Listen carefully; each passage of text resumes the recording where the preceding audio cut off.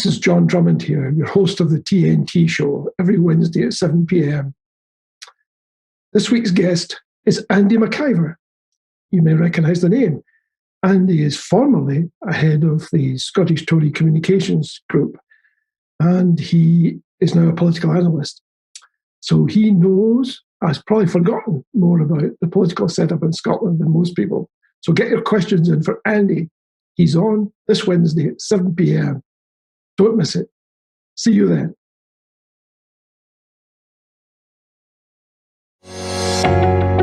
Never miss a live stream. The What's On guide to live stream events and shows now has its own website. You can find the guide at whatsonguide.scot, independencelive.net, or on multiple Facebook pages. Do you create your own live stream events and shows? Get them registered on the guide. See whatsonguide.scot for full details.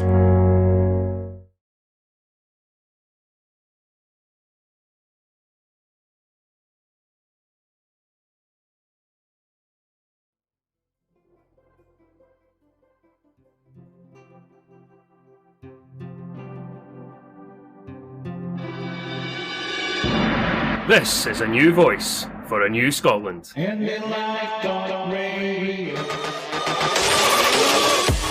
know you're busy people, so most of our shows are also on demand on our Scottish Independence podcast channel, available wherever you get your podcasts. You'll see what a great variety of shows we have. There's something for everyone. Our newest on-demand platform is IndyLive Radio's YouTube channel. We have set up playlists for our most popular shows and current topics, currency, list parties. New content is added almost daily, so subscribe and you won't miss anything. Join us. Thanks for listening.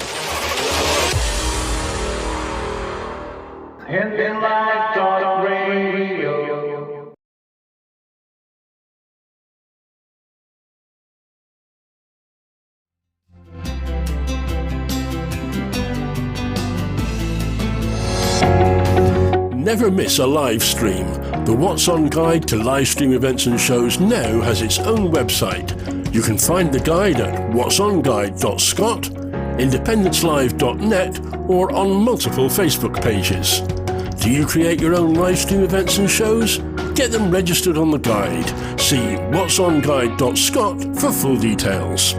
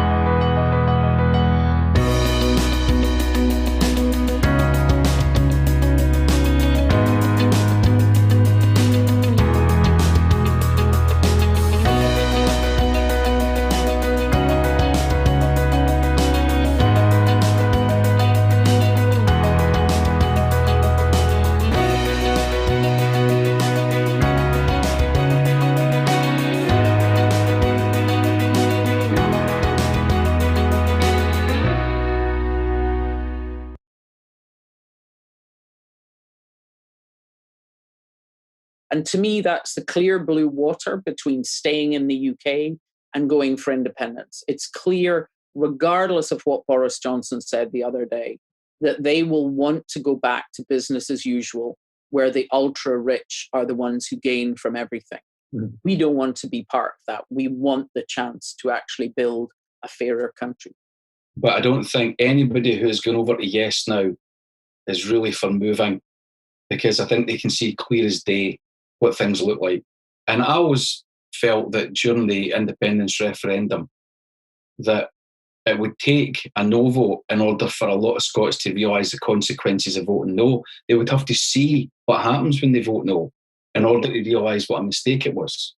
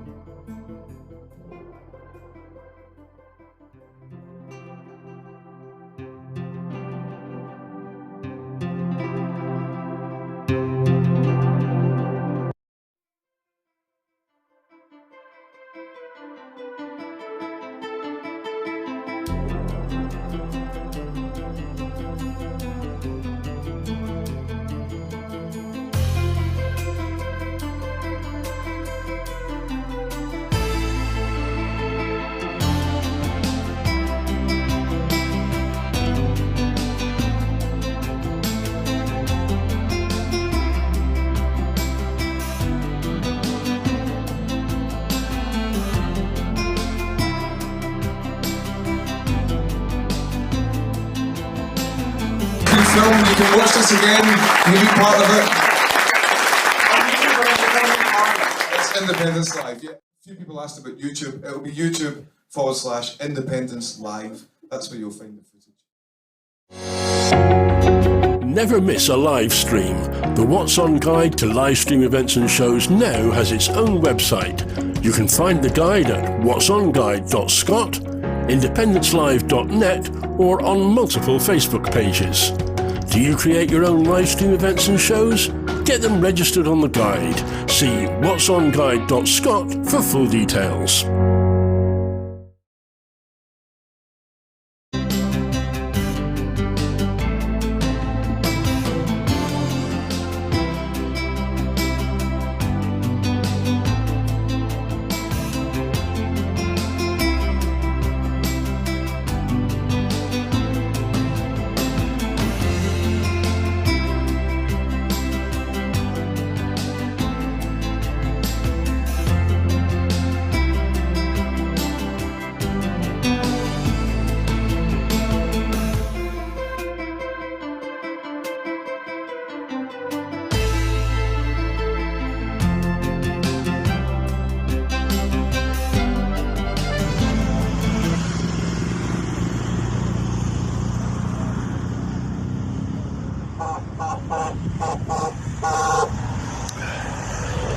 Here we are, it's the Yackin Bridge where we started the first 500 miles. In front of that beast there. This is where it all started. We're now in day 4 and we're heading towards Port 3. We'll see he's on the road. Sign the covenant. Long walk to freedom. Talk to you later.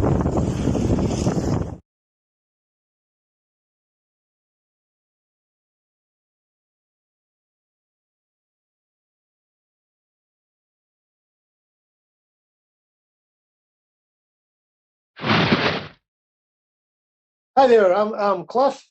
And I'm Russ. And we're from the Veterans for Scottish Independence 2.0 group. And we're just invading your privacy today to let you know that we will be very shortly pushing a programme out on live stream to do with the veterans, their needs as it will be during an independent campaign. The next independence campaign, and indeed in an independent Scotland. So get yourself in gear, come and join us, pull up a sandbag. Yes. Thank you. Cheers. Wherever you stand, get the fresh view of what's happening in Scotland with iScot. Celebrate everything about our country with intelligent, in-depth insight from lifestyle, culture to puzzles, and all the opinions you'll need. Whether it's digital or by post, subscribe now to iScot.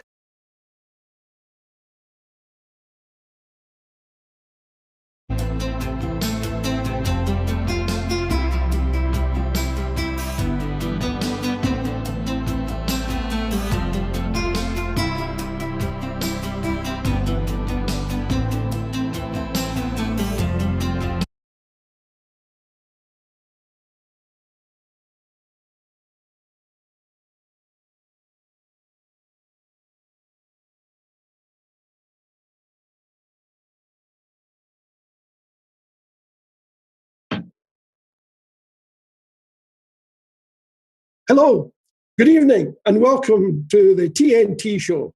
I'm John Drummond, and I'm your host for the next 60, and I guarantee you, 60 exciting minutes. You know, it's been another great day for democracy. Today we learn that the electoral college system, which was devised by the founding fathers when they wrote the US Constitution, way back when, it was designed specifically to prevent a demagogue from becoming president. Well, it looks as it may, just may, have failed twice in a row. Thanks for joining us this evening.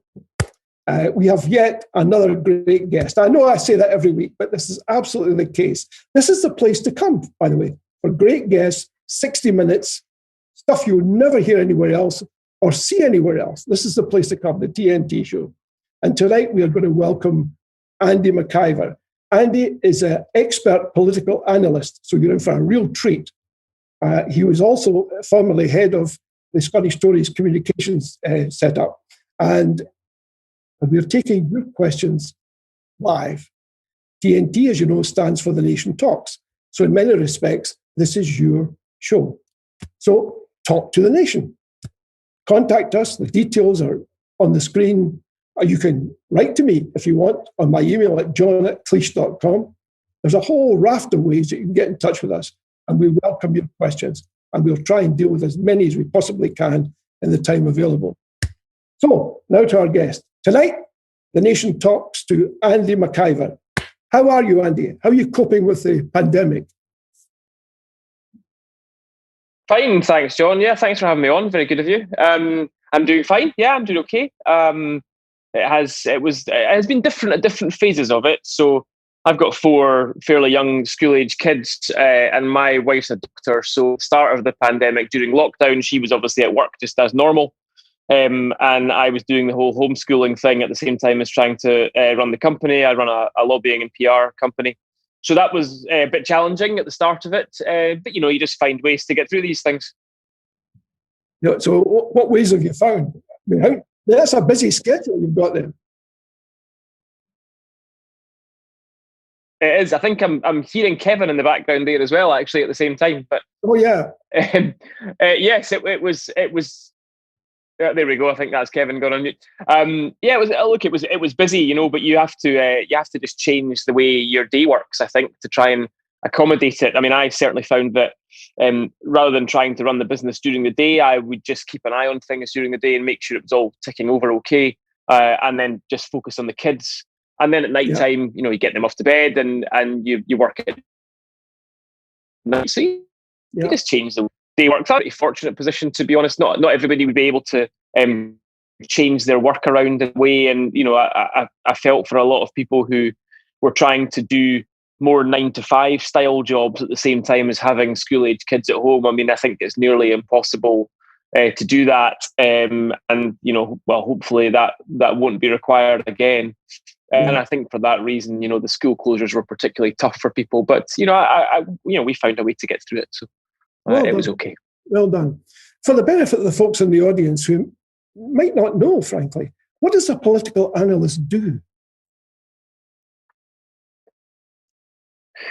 Well, the political analysis part of what I do is, I suppose, a bit of an extra, maybe the cherry on top. I mean, my main day job is as a director of Message Matters, and we're lobbying and PR consultants. So half of the job is political relations and the other half is media relations.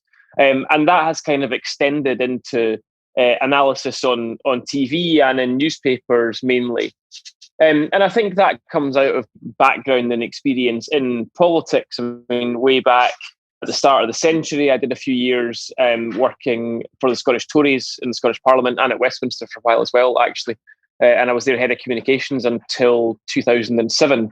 And so, I have that political background. But I think one of the things that probably leads to me being asked to do some media by SE and BBC and others and writing for the Herald is because I don't really have a particularly partisan view. I've never been loyal to political parties as such. I'm loyal to ideas more than parties, and I gravitate towards what is closest to my own ideas. So for that reason, I like to think I can give relatively impartial and reasonable analysis in response to what's going on, which is not all that common in Scotland, to be truthful. On either side of the constitutional debate, there's not a lot of commentators who are actual commentators. There's a lot of people who call themselves commentators and who are labelled commentators, but I think they'd be more appropriate to label them activists. And I think, we need to recognise the difference between commentary and activism. And I like to think I can, be more on the commentator side of things than the activist side of things. Yeah. Well, one of the things we pride ourselves on the TNT show is reaching out, regardless of anyone's particular constitutional perspective. We want the brightest and the best on the show. And that's our main focus, frankly. And it would be great if there was more of what we do all around, but sadly there isn't. So we have to do as best we can with the limited resources we have. Tell us a little bit about your own personal background, Andy. Where were you born? Where did you grow up? all of that. Yeah, I was born in Edinburgh. I grew up here in the southwest of the city, in a place called Curry. And I was, at the same primary school and secondary school my whole life, really, and lived in Curry until after university. And then I moved about a little bit, not massively, but my wife was training as a doctor, so we spent a little bit of time in Glasgow when she was at York Hill, and then a bit of time in Dundee when she was at Ninewells, and then came back here before the kids were born. So I've been mainly in Edinburgh. I've done quite a lot of work in London, but I haven't been much further than that. And just a nice, ordinary upbringing, really. Not a political upbringing. I'm youngest of 3 brothers. The 3 of us are all political in different ways. Mum and dad, I never knew who mum and dad voted for. It wasn't something we discussed, news and current affairs and events. And, we always have had and still do have a lot of discussion about that sort of thing. But I've never known who they voted for, which I've always been really grateful for. And it's something that I am quite careful to take on to my children as well. I don't want to influence them in terms of what they think about politics and ideology and who they vote for. I want them to make their own mind up, and that's certainly what I've always done. I've never been influenced by mum and dad at all. I know they always vote. I know they have views, but I've never known what they are, and I think I was always very grateful for that. I have a bit of a problem with watching people passing on their political views from generation to generation. I think it actually gets us in a lot of trouble. And it's not something I'm particularly in favour of. So I'm grateful that has not been something that ever happened to me. But yeah, it was all pretty ordinary. I suppose if I could change one thing, I might have gone away to university somewhere else with hindsight, just to get a bit more experience of something outside the boundaries. But you can't really live to regret these things. You just gotta move on. And I've had a good, a normal but very nice life. And I'm now here in the south side of Edinburgh. We've got 4 kids, one of whom is still at nursery, the others are at primary school. And everything is going pretty nicely. Thanks, John. Yeah, all right. Great. What's your dog's name? The dog is the newest addition to the family. The dog's 6 months. He's called Woody. He's a chocolate lab. And he's I built him a little house under the stairs with a child stairgate on it. And he's the girls have actually been at ballet and gymnastics this afternoon, so we were not long in. We only got in just about 45 minutes ago, at which point he got out of his house, and he was rather perturbed to be sent back into his house in time for me to sit down and do this interview. So that's a little bit of if any of your viewers have heard barking in the background for the first 10 minutes or so, I'm afraid that's Woody protesting at his current status. Oh, good for Woody. I like people who stand up for their convictions. So how do the kids do ballet during during these COVID restrictions? I mean, social distance, all that stuff. How do they cope? Well, bits of it. Well, the kids cope fine. I mean, I think one of the things that I've certainly learned from the return to activities and the return to school after COVID is that the kids are coping far better than the adults are doing. And generally, I think if kids have calm adults around them, then they themselves are calm. There isn't anything for these children to worry about at all with this. They really need. They could. We really want them to go about their lives as normally as possible. They shouldn't be, at single figures of age. This is the last thing they need to be worrying about. That's for adults to do. But I think if adults can behave themselves, and I think if adults can calm themselves down and behave rationally and reasonably, then the kids can as well. And I tend to find that the activities that they do, interestingly, the activities that depend on the children being there to make money are the ones who've dealt with it the best.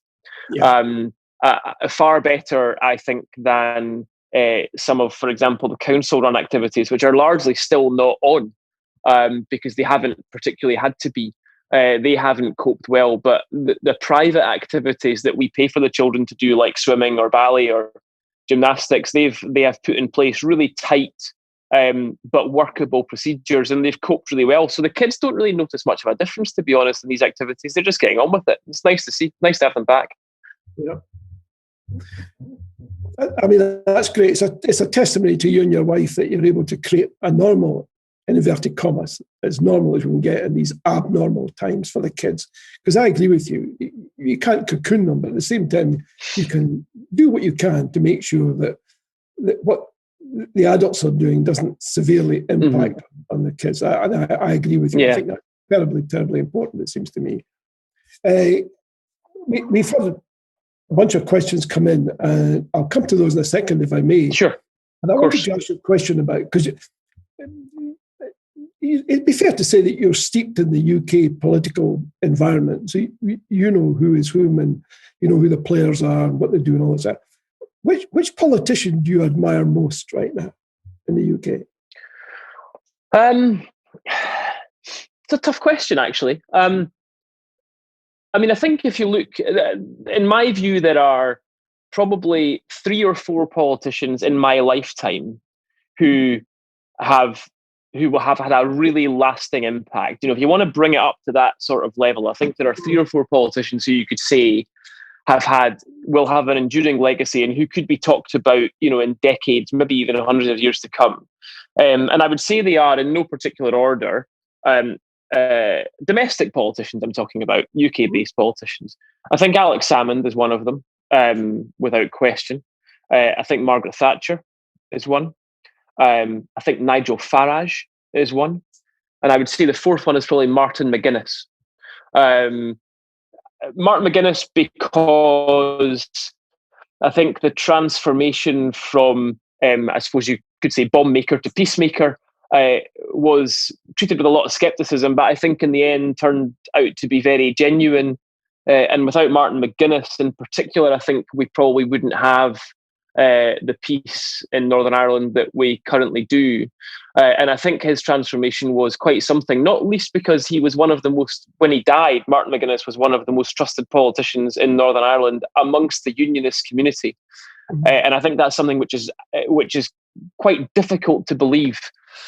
So I think in terms of impact, I would say he was there. Nigel Farage, love him or loathe him, you have to look at what has happened in the UK over the last couple of decades and what happened in 2016, and you have to say that if it hadn't been for Nigel Farage, it probably wouldn't have happened. And for that reason, I think you have to give him credit for being massively impactful.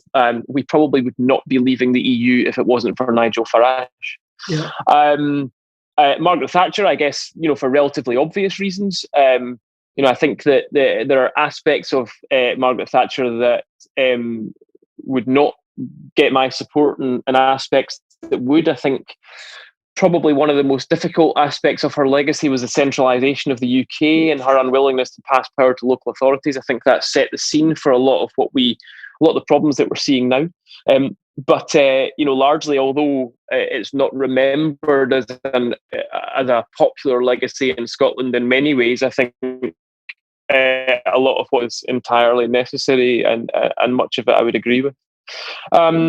And Alex Salmond was the first one I mentioned, wasn't he? And you know, I think that again, if you look at the Scottish cause, and you say to yourself, you know, somebody had to be in charge of it over the last 20 or 30 years. And if Alex Salmond didn't exist, would Scottish independence be where it is right now? You know, I think there's a pretty strong argument to say that it wouldn't. So, I mean, I think if you look at those 4 people, I maybe not answered your question directly because I think you asked who I admired, but certainly I think in terms of who has been the most impactful politicians of my lifetime domestically, I would say those 4. Yeah. I don't think it's fair to ask you who you admire, because that's a sort of value-laden question, and I apologise. I mean, there are a lot. I mean, I know a lot of politicians and work with a lot of politicians and day to day because of my job in lobbying. So, you know, I have a lot of interaction with all the leaders of the parties in Scotland over the last decade or so. And, you know, there's a lot to admire in a lot of politicians that we have here, and including in the leadership of the main parties, you know. So, you know, there are a lot of people of, you know, the Scottish Parliament can get slated sometimes, and sometimes it deserves it. But I think we have to acknowledge there are people of quality there as well. And there's no question that the First Minister at the moment with the way that she's communicating COVID in particular, I think is showing huge qualities. I think there's no question about that. And I think people from all around the spectrum acknowledge that. Yeah, yeah. Just going back to Margaret Thatcher for a second, I think one of the statements she made that causes, I think particularly in a Scottish context, such concern is when she said there is no such thing as society. Do you think she was misunderstood when she said that? Or do you think she actually meant that? And in what way does she mean it, do you think? That statement has been poured over so often. And, the reality of that statement is that both sides will take it the way that they want to take it to frame their argument the way they can. It was, essentially an argument against statism. It was an argument in favour of liberalism.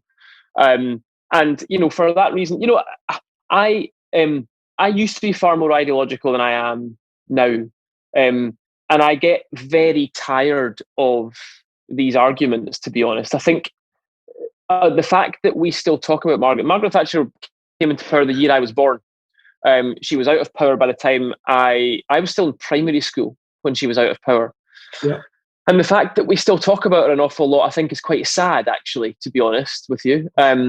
She has a legacy. Clearly, I've just identified her as one of the people who I think has been most impactful during my lifetime. But I think it's quite sad that we still pour over it because it's not relevant at all to what we're doing. And I think it says something about us, to be honest, as a nation, that it's not a peculiarly Scottish thing. It's quite a British thing, actually. It's a symptom of modern Britain, I think, that we are far keener to look backwards than we are to look forwards all the time. Partly because we're looking for somebody to blame, partly because we're looking for somebody to argue about. But, I would just rather be talking about what's going to be happening in 40 years' time rather than talking about something that happened 40 years ago. So I've no idea what she meant. I was in single figures of age, and I don't care. Is the truth. I'm not interested, really, to be honest with you. I look at the big picture of what she did, and as I said before, I think there was good and bad. I don't see her as a wholly bad figure like most people, and I would dare say, most people who are watching this cast would do. At the same time, I don't see her as wholly good, but I also don't see her anymore as relevant. I just don't see her as relevant. I think we just need to talk about what's going to happen in the future, not what's happened in the past. Good point. Good point. In fact, one of the questions we got ahead of time was from somebody who said, I would like to ask Andy two questions. One is, and this lines directly with the point you just made, Andy, what does he expect Scotland's political landscape to look like in 5 years' time? Well, I think we will have either had or will be preparing to have a second referendum on independence. It seems to me to be not inevitable, but I think more likely than not that the SNP will get a majority probably on its own in the election in May. If that happens, I think there will be a referendum. There's a lot of discussion we could have about exactly how that will take shape and so on, but I think there should be one. I mean, I'm very clearly of the view that mandates must be respected. And if the SNP has a clear mandate from its manifesto and it wins the election, I think it's absolutely critical that there is a referendum. There must be one. And if people, nobody can argue they don't know what they're voting for. I think it's pretty obvious. So I think there will be one. At the moment, I would say that probably in 5 years' time, we will either have left or will know that we are about to leave the UK. And I don't think that's necessarily because the SNP or the independence movement are doing a fantastic job, because actually I don't think they are, particularly the movement itself. I don't think is doing a good job of convincing enough of the 55% to vote no. I think it's doing a very poor job at that, actually. But the reason I think that they might still win is because the UK, and in particular the UK government, is doing such a terrible job of selling unionism. So, in my view, there's much more of a push factor than a pull factor at the moment. I think the UK government is pushing people towards independence rather than the independence movement in Scotland pulling people towards independence. Nonetheless, I think unless the UK government quite drastically and urgently changes course, then I think in 5 years' time we'll either be or will be heading towards independence. I think you make a very good point, and it must be a point that must be clearly evident to the UK government. Because it's not rocket science to say what you just said. So what conclusion can one draw when you look at the behaviour of the UK government and knowing some of its very recent behaviour in particular has pushed people towards independence? What do you think the motivation is? Is it incompetence, or is it an unwillingness to face the facts, or is it just the inability to get some decent advice? What do you think is driving this? There's a bit of all the factors you mentioned there, but I think there's one overriding factor that sits on top of all of that, and it's emotion. Unionists are far too emotional, and that's why they lose. That's why they're losing, because they are unable to take sensible decisions because they're so clouded by emotion all the time. So if you look at not so much the nationalist foot soldiers, but if you look at the nationalist leadership in the form of the SNP, they're a very clinical and pragmatic decision-making group. So, NATO, the Queen as head of state, keeping the pound, all of these things are probably not what your average nationalist would actually want. You probably wouldn't want the Queen as head of state. You probably wouldn't want the pound. But these are decisions that are made by the nationalist leadership because they know that it plays with the electorate.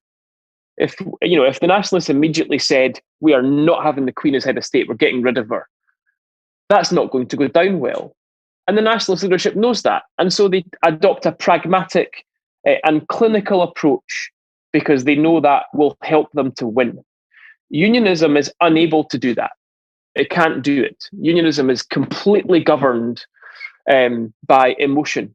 We're not having another referendum. We've just had one. You said it was once in a lifetime. We're not doing it. Our union is so precious, and so on and so on and so on. They're not thinking. There's no thought going into that. It's purely emotion. They are so consumed with hatred of nationalists that they cannot think straight about how to beat them. And it's because of that that they continue relentlessly, really, to make foolish, basic errors in strategy, which ultimately all contribute to putting votes in the SNP boxes and putting numbers in the nationalist polling. And it's really because of bad decision making, and it's because of emotion. They seem unable to think straight about how to win. And the ironic thing is, I don't think it's that difficult, actually. I think a sensible, clear unionist campaign might be too late in a couple of years. If the unionists had sat and thought, where's this going? Let's think about this. Let's think about, instead of, our being consumed, being, we're not having it, we can't have another referendum, we can't do this, and they're so afraid of it.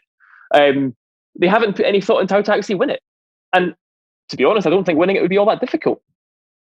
I mean, it's a weird thing because, almost any political expert advising them would say, emotion loses you elections. You have to be strategic. However you might feel inside, you mustn't externalize that because you're bound to lose if you do that. Because if there's anything that I think, I'm not a member of any political party, but looking at it from a distance, if there's anything that puts the voters off, it's where they see rationality being replaced by emotion. And they think, well, no, I don't. That's not what I want from my leadership. I want somebody who's clear thinking and expresses himself clearly. That I can relate to.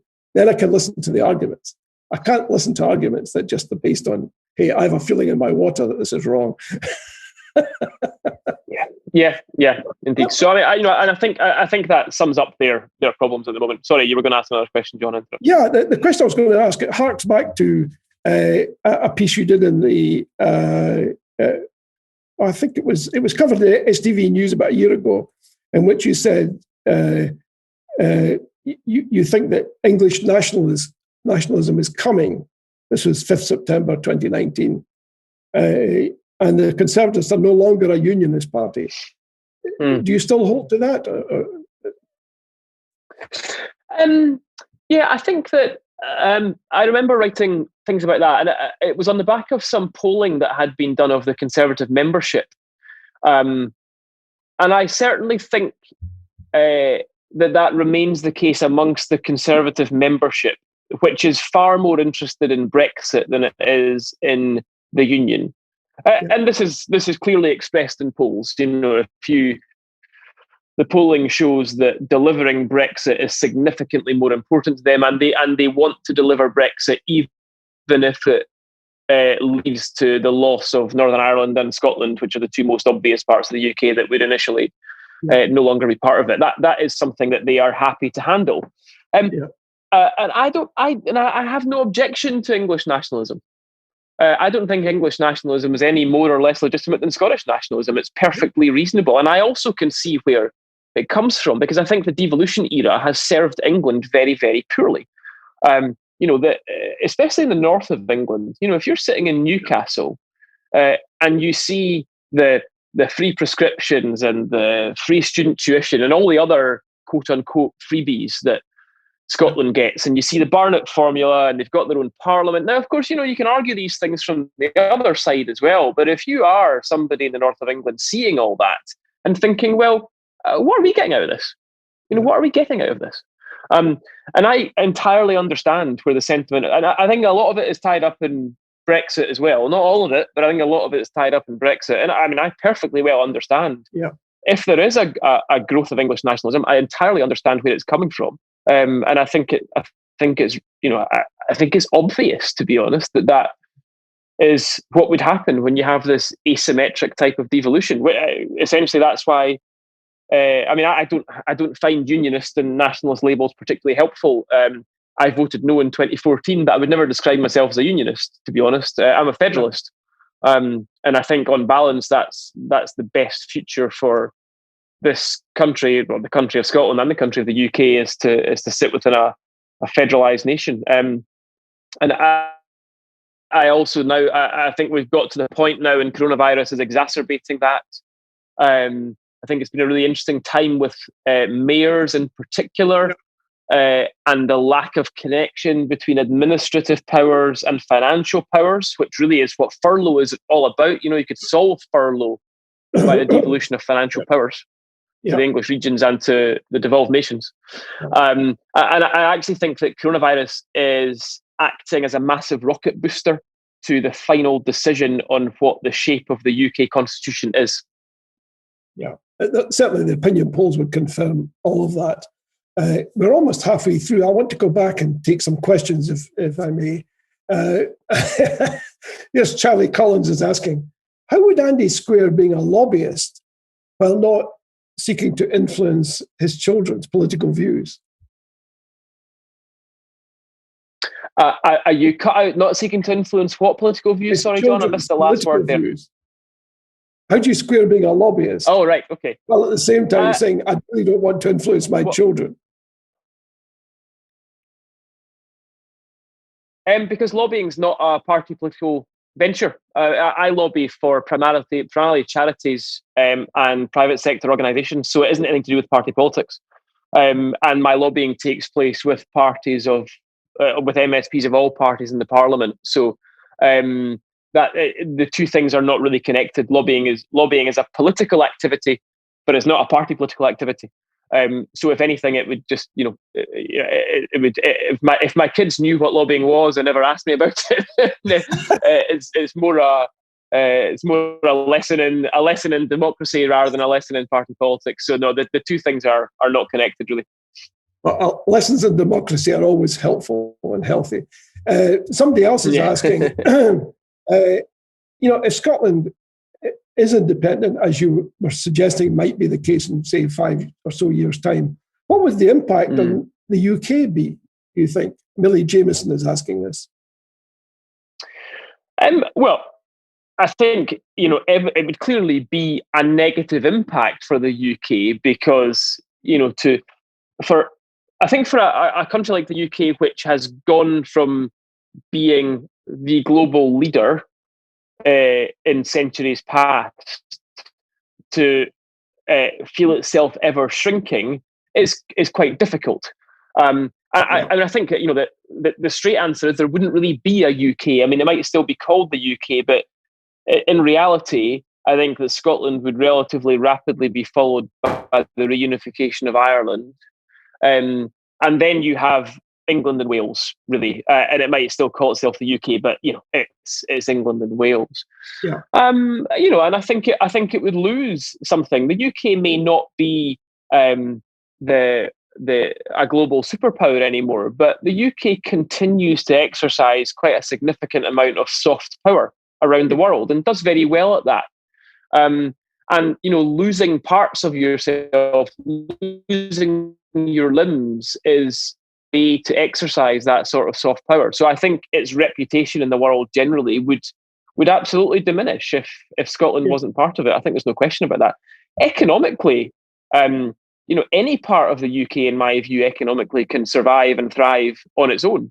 And that's no less true of England than it is of anywhere else. I mean, England would continue to be, you know, a pretty significant global economic powerhouse, largely because it's got London in it. Yeah. So I'm sure it would continue to be a kind of top 10 global economy, but it wouldn't be the same. There's no question about it. It wouldn't be the same.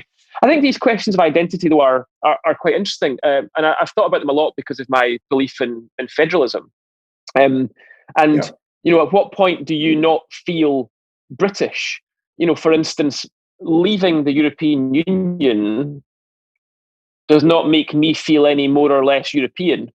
Just in the same way as if you ask somebody in Switzerland or Norway if they were European, they'd most likely say yes. They don't need to be members of the EU to feel European. So, you know, whatever happened on these islands of ours constitutionally, there is probably a likelihood that we'll still all end up feeling British to one extent or another. So, you know, I think that the whole mix of nationhood and, you know, legal national entities would just develop organically, I think, from there. But I mean, as a country, as a state, the United Kingdom would clearly be diminished by the loss of Scotland.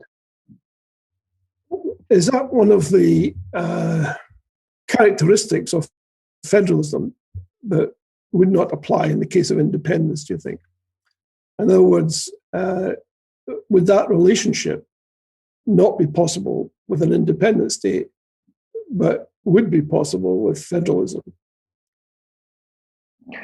I mean, I think the relationship would be clearly very different, not least because you're simply not part of the same country. So a basic model of federalism would probably involve the UK as a country taking care of certainly defence and foreign affairs and so on, and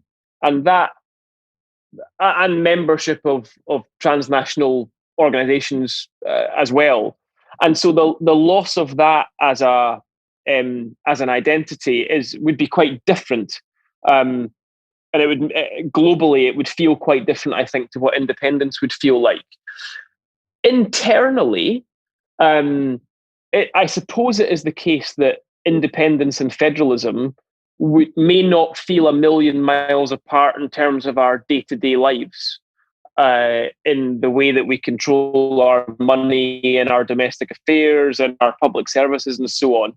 That may not feel entirely different, but I think that speaks slightly to a kind of globalist agenda anyway, in that, you know, nowadays at any one time, how much does it really matter what country you're sitting in and what it says in your, you know, I can wire money to around the world in the next 2 minutes if I want to, and the world is so much smaller now than it was before. And I think that, so in terms of our day-to-day lives, it speaks to a slightly different agenda of everybody feeling highly connected anyway.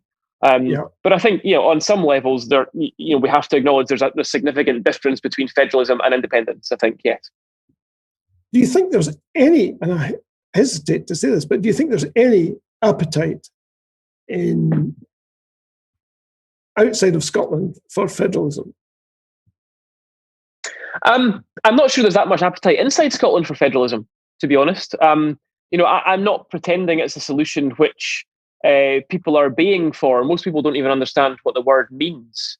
But sometimes you need to lead people there if you know that's what's going to be the right solution for the country. So no, I don't think people are sitting around the dinner table in most cases saying, if only we had federalism, then everything would be okay. But I actually, I think that it feels to me inevitable that the way that we are going, and as I say, COVID is acting as a rocket booster for this, the way that we are going, not just in Scotland, but in Northern Ireland, Wales, and the regions of England as well, is we are rushing now towards a new of some sort.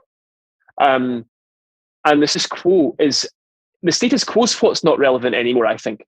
I think this has become very clear, particularly in the year 2020, is just how irrelevant the status quo now is. And I hope that politicians, not just in London, but up here as well, I hope politicians understand that. I hope they are able to detach themselves a little bit from the bubble and understand the status quo is dead. And that really the only two options now are the breakup of the UK or a new type of union, which is based on much, I was going to say looser there, but I think looser is an emotive word that suggests a sort of disconnection. I don't think that Australia or Canada or Germany or the US would consider themselves to be loose in terms of national identity. Really, all I'm saying is a movement towards more localization. And I think that's the only other option now.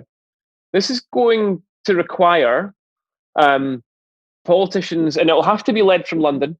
This is going to require politicians in London to say, okay, this is not working, this is not going anywhere good. So we need to do something which is going to last for 100 years.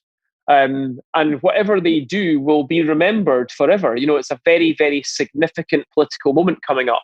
And somebody's going to have to do it. Somebody's going to have to make that step and say, okay, we're going to have to reform entirely the way the UK looks. In a much bigger way than we did in the late 90s with devolution.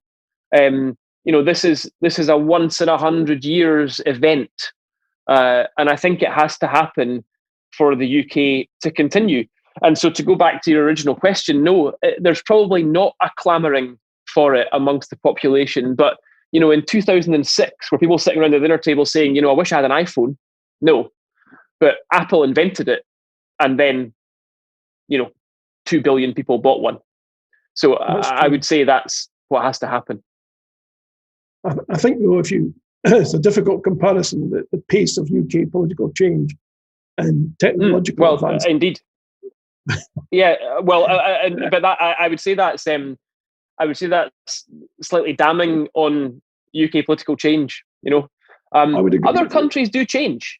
Other countries change. I mean, I did a little bit of work in Canada on Stephen Harper's first election campaign, which was in 2006, and I was just a young guy. I was 26 years old. And I was over there for a couple of weeks just learning from Harper and his team. And, there's a guy, Stephen Harper, who was in the Conservative Party and thought, this is not working. Left the Conservative Party, started a new party, which effectively eviscerated the Conservative Party, and then changed its own name back to a similar but not the same name. It used to be the Progressive Conservatives, and it's now the Conservative Party of Canada. It's actually a different party.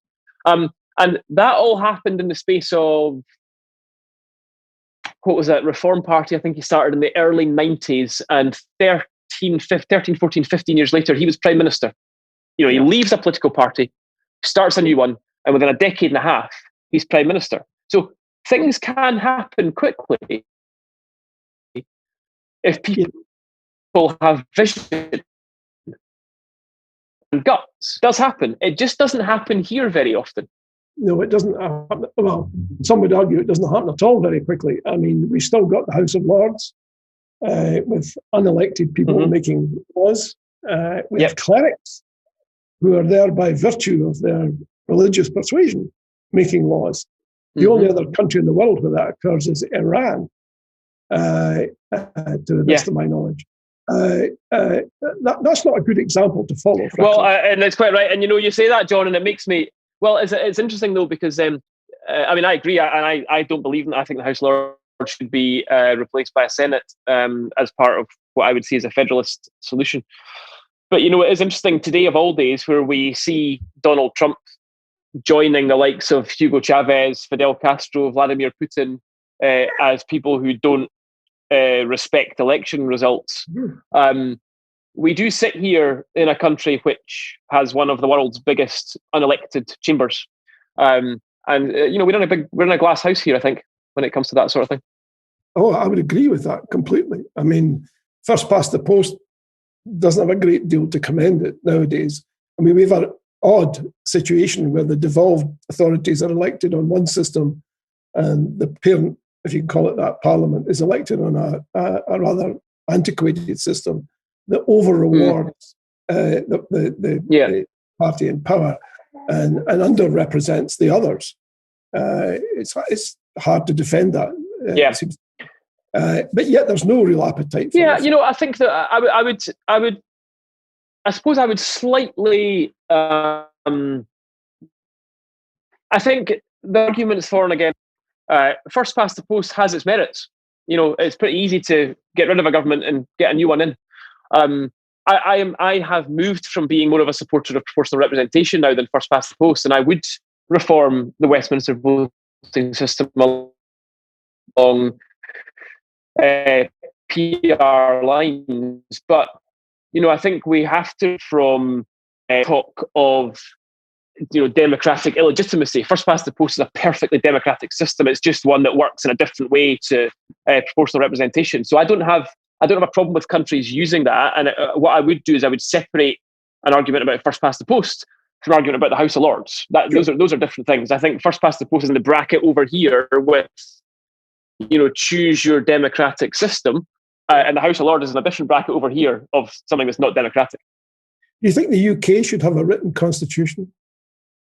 Well, I think that if we were going to move towards a more federalised system, then it would probably have to have some form of written constitution. Yeah, I think it would have to. I don't think there's really any way out of that now.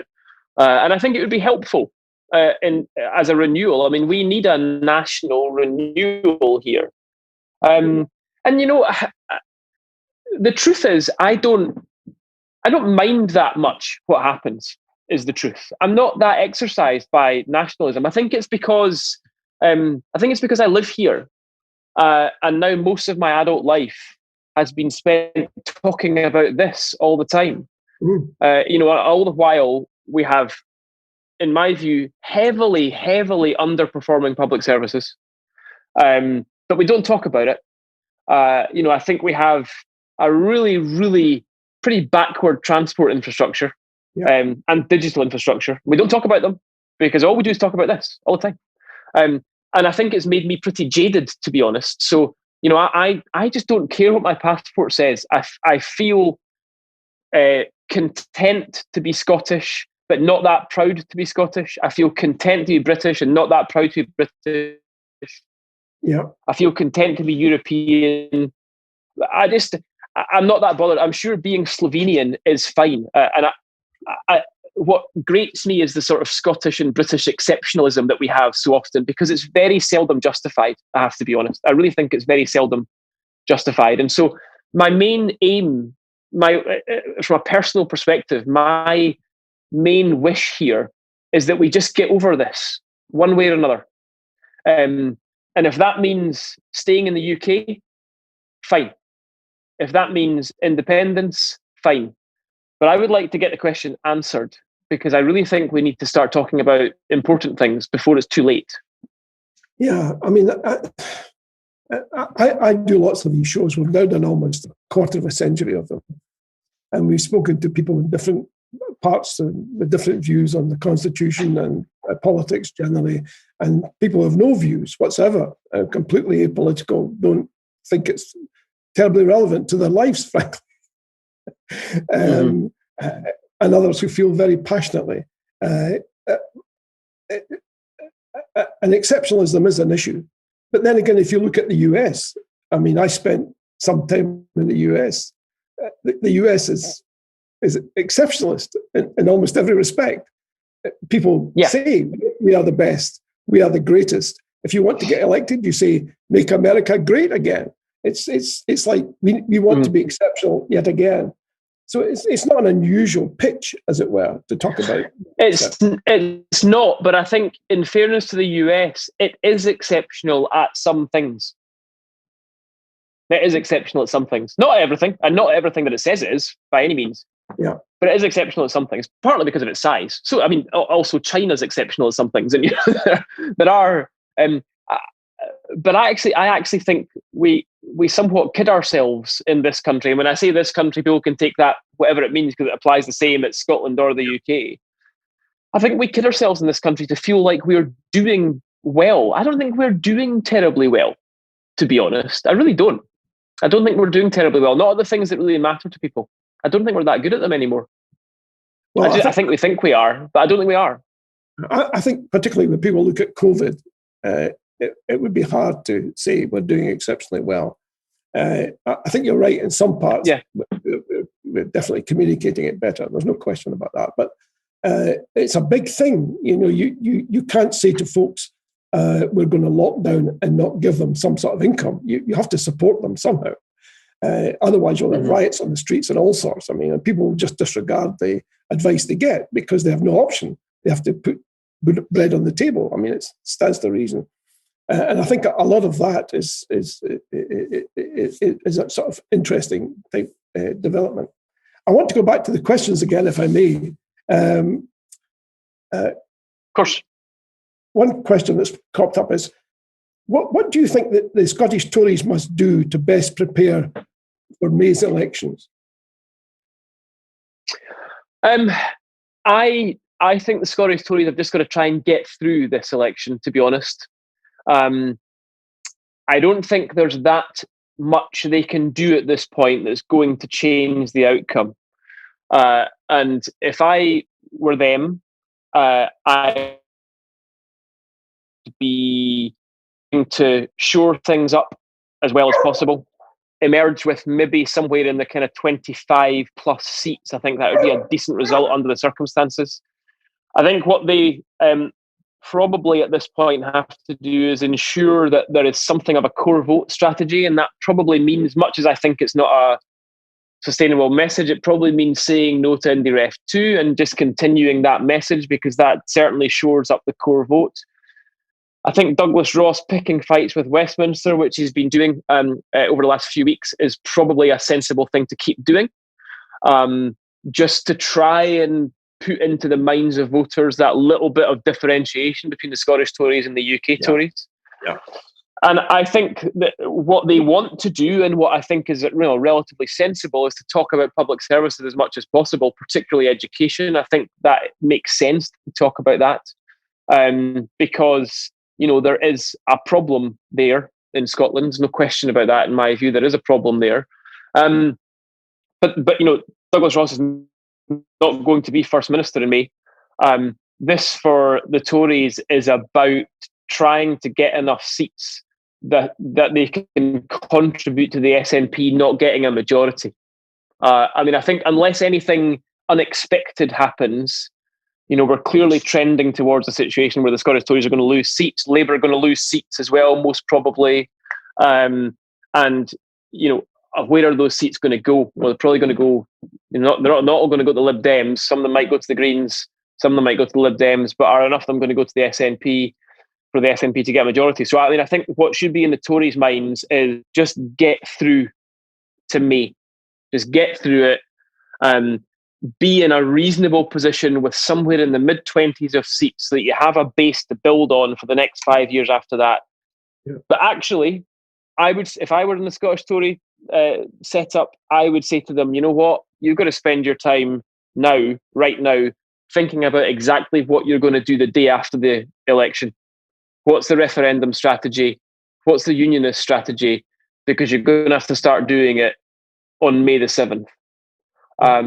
So I would worry a little less about the election, as long as they can shore up enough of their support to get through with a respectable number. Yeah. I'd start thinking a bit more about what they're going to do after, because that's really the issue. What do you do afterwards? What they do afterwards will decide the future of the UK. What they do before that won't. So for the foreseeable future until the election, it's about damage limitation. Is that I would say so, and that's no different to Labour either. I would say, incidentally, I mean, I think Labour find themselves in a relatively similar position. But I think it is damage limitation. The polls don't lie. The polls are all trending the same way, and we can talk about all the reasons why that's happening, and they are multiple, but it's happening. And I think what the Tories need to make sure they do is to stop the bleeding. Limit the damage, but for goodness sake, work out what they're going to do afterwards. So let's look about what they might want to do afterwards. If you were a Conservative, a committee Conservative, but not necessarily a committee unionist, do you think you'd be preparing for independence? I don't think that's necessary. Really, if independence came, the political map in Scotland would look quite different, and there's no reason to suspect that a centre-right party would not do very well in an independent Scotland. We would, if it was the case that a centre-right party couldn't be elected to govern an independent Scotland, that would make Scotland the anomaly of Europe. Exactly. Because all over Europe, including in Scandinavia, the centre-right are very often in power. So I don't think that. Sorry to interrupt, Andy. It's okay. Isn't Scotland already exceptional in that regard? There is no right-wing or even centre-right independence party. Not one. Well, yes, yeah, and that's actually all left of centre, and there's a whole bunch of them, really. Yeah. You would think that anyone looking at this who's a Conservative would be saying to themselves, "There's an opportunity for me here." If I'm not a deeply committed unionist, if I don't have that emotional thing going on, I'd be saying to myself, I want to carve myself a chunk of this come independence. It'd be crazy for me not to do that. Mm-hmm. Yeah. There's a lot in there to unpack. So the financial settlement and the devolution settlement actively discourages centre-right thought. Because centre-right and liberal thought is based on, if you look at it from a financial point of view, it's effectively based on an easy set of taxes to encourage economic growth. Now, we don't have the fiscal setup that would allow for Kate Forbes to put in place an easy set of taxes, because the growth that came from those would not come back to Scotland. It would effectively, because of the Barnett formula and the way the system works, it's not growth that we would then get back. The point of easy taxes, as many politicians over the years, including famously JFK, have said, is that you encourage greater growth through lower taxes, and that helps pay for the public services and so on that lift those at the bottom up. And we just don't have the system that can do that. So centre-right politics starts with one arm tied behind its back in Scotland because of the constitutional settlement. So that's one reason why there's been very little progress from the centre-right. I think the other thing is that our constitutional debate discourages new parties to emerge. So there are plenty of people in the SNP who would, in any other country, if let's say this was, let's say this was Germany. There are plenty of people in the SNP who would be in Angela Merkel's party, the CDU.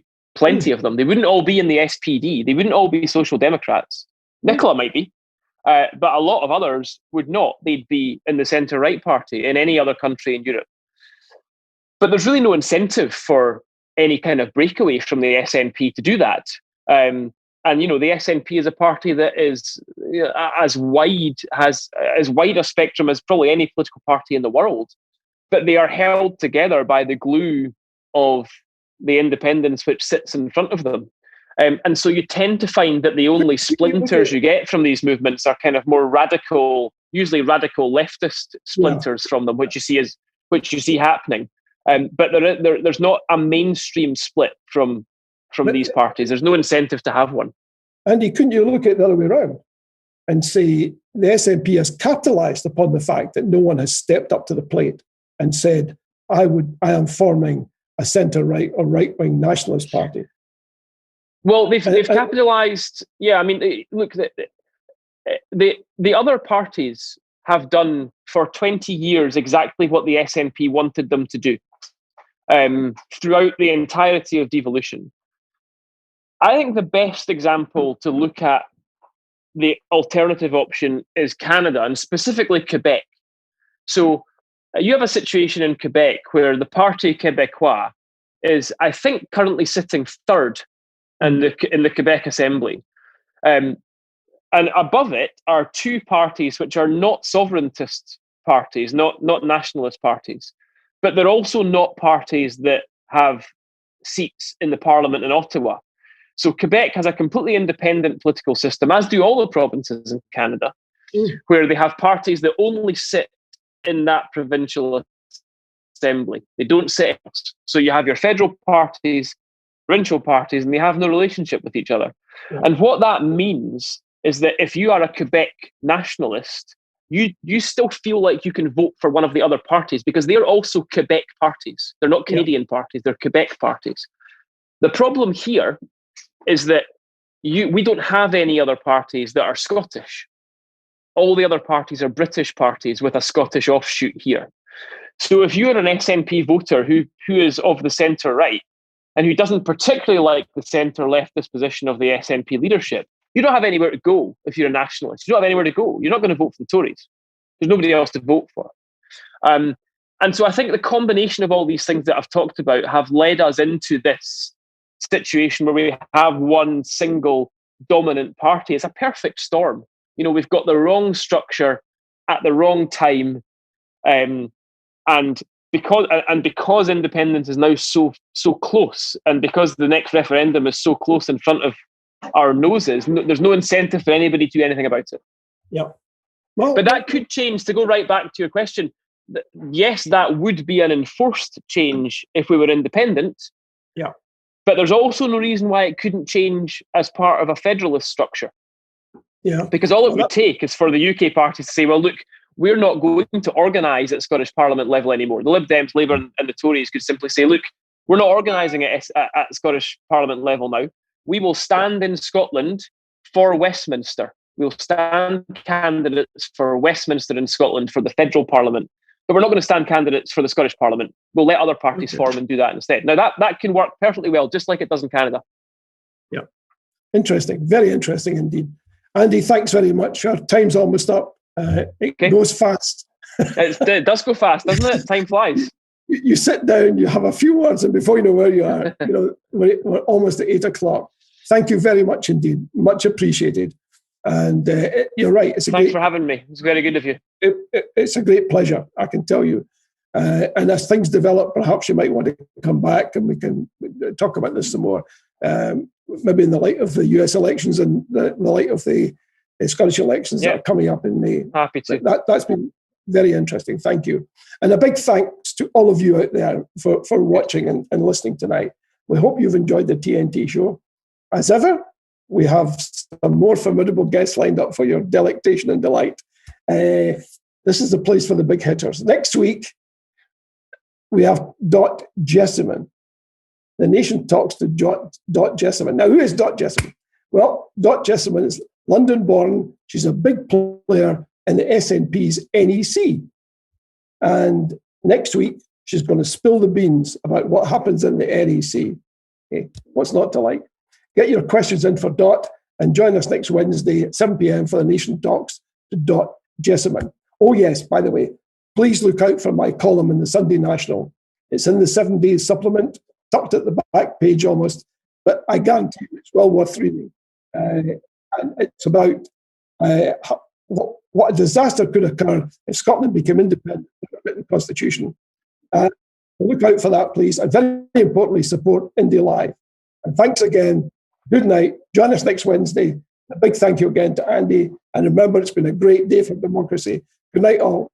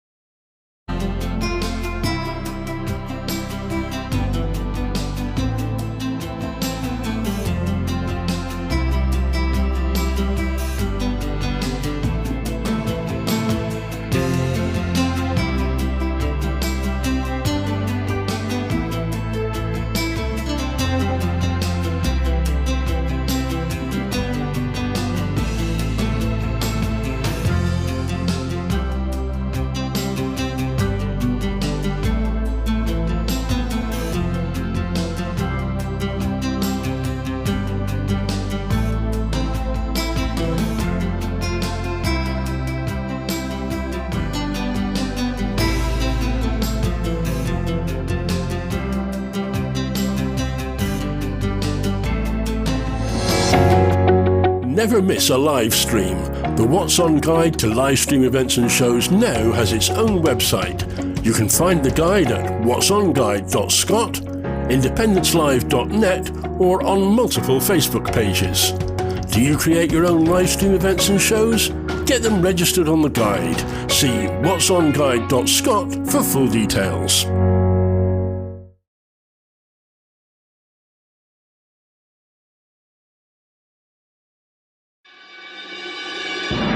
This is a new voice for a new Scotland. We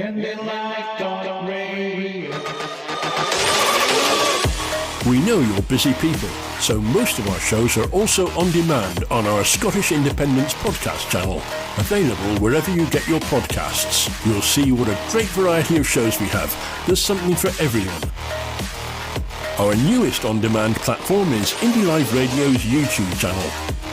We have set up playlists for our most popular shows and current topics, currency, list parties.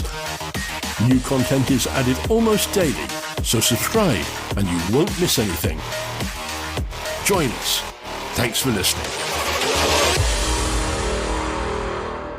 IndyLive.radio.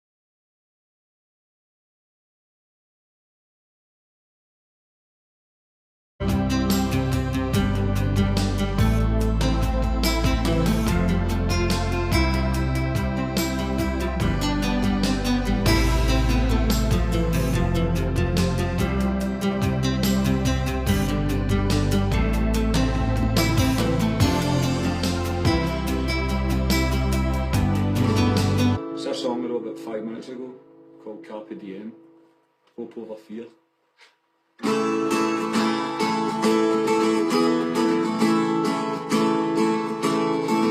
How you threatened my words from an empire of money and gold.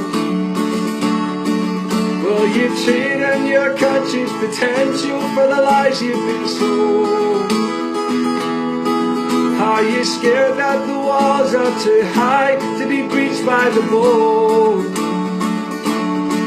Well, you stand and be counted or shut up and do what you're told. hope over fear. Don't be afraid. Tell Westminster Tories that Scotland's no longer your slave. Carpe diem, will you seize the day? Rip the chains from the unicorn, Scotland's no longer your slave.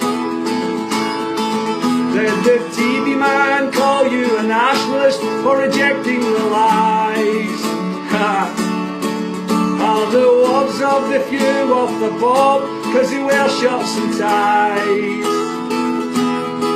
When they tell you that Scotland's no great, are you really surprised? Will you stand and be counted for something that money can't buy? Hope over fear, don't be afraid. Tell Westminster Tories that Scotland's no longer your slave. Carpe diem, will you seize the day? Rip the chains from the unicorn, Scotland's no longer your slave.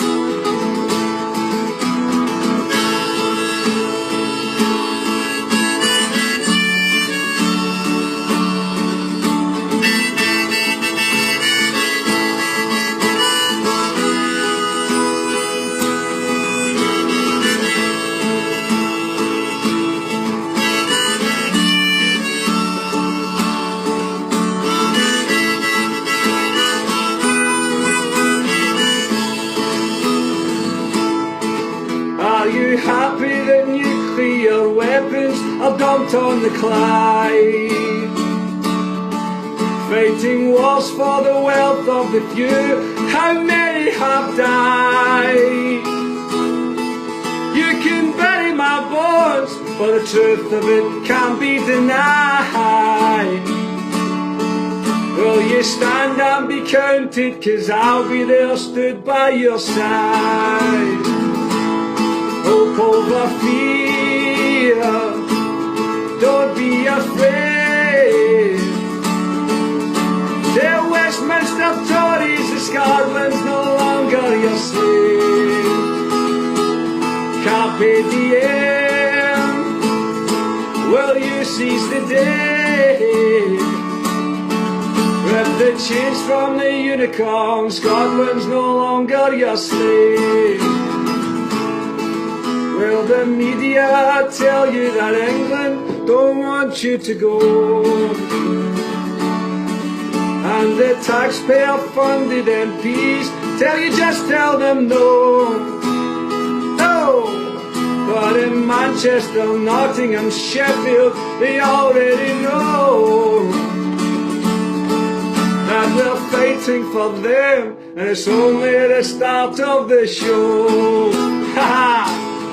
Hope over fear, don't be afraid. Tell Westminster Tories that Scotland's no longer your slave. Carpe diem, my friend, will you seize the day? Rip the chains from the unicorn, Scotland's no longer your slave. Vote yes for a future. Hope over fear.